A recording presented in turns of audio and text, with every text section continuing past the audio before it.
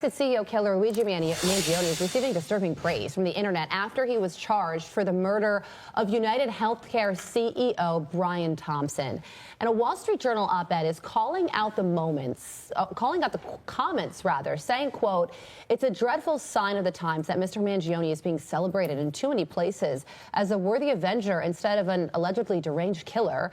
But that is how our culture has degraded, egged on for political purposes or audience ratings by many who know better." Joe Concha is a Fox News contributor, joins us now. Joe, where do you lay the blame for our desensitized culture that celebrates an alleged killer? Well, I think social media plays a big role, Todd, right? I mean, what we're seeing online and even on television in terms of celebrating this murder, I mean, it's absolutely sickening. I mean, Brian Thompson, he was a husband. He was a father of 2 children. Imagine seeing your dad or your husband murdered on video over and over again. I mean, that's something that you live with every day for the rest of your life. I mean, our hearts go out to the entire family of Brian Thompson, who by all accounts was an exceptionally good person, and he's gunned down by this sick person. And what's the reaction? The Saturday Night Live does an entire skit on its news update on it with the audience laughing along. Taylor Lorenz, the journalist, scare quotes, formerly of the New York Times, Washington Post, that we were all told to take so seriously.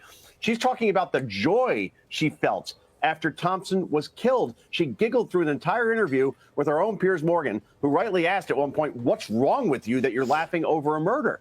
Look, if you don't like the U.S. healthcare system, go to our future 51st state. Go to Canada and see how quickly you get an emergency surgery after discovering a lump somewhere under government-run healthcare, or see how fast their ER rooms are, right? I know our system isn't perfect. It's far from it, but assassinating CEOs of healthcare companies, that does not advance the conversation, Carly. Yeah, Free Luigi trended on social media.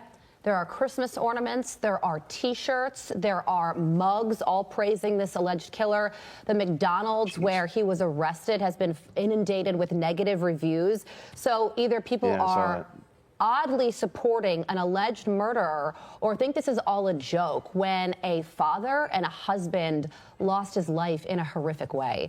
So there's also another situation, Joe, that has dominated the news cycle this week. It's, of course, the fact that Daniel Penny was acquitted in the chokehold death of Jordan Neely. And the ladies of The View have some thoughts on that. Listen to this.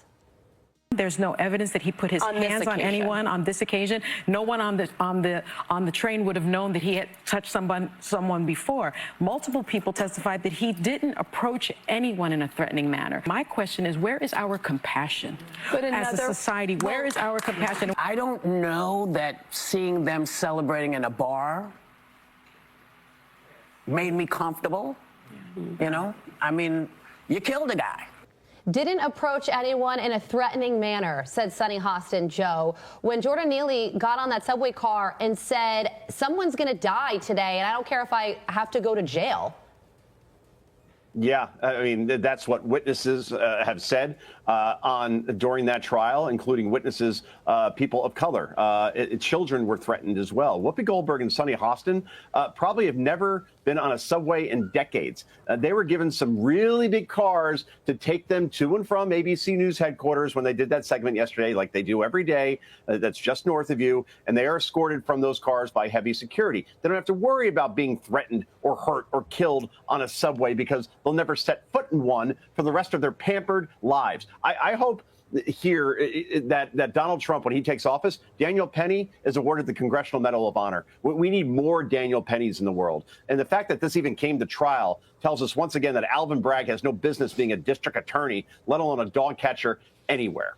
Yeah, there's a movement there. Eli Crane spearheading that movement, congressman from Arizona, to get Daniel Penny the Congressional Medal. We certainly will be watching. Good. Yeah, we'll be watching. Yeah, that's right. But he says he doesn't want any of the attention. He just wants to become an architect. That's all he wants to do. He just wants a simple life. Joe Concha. Thank you.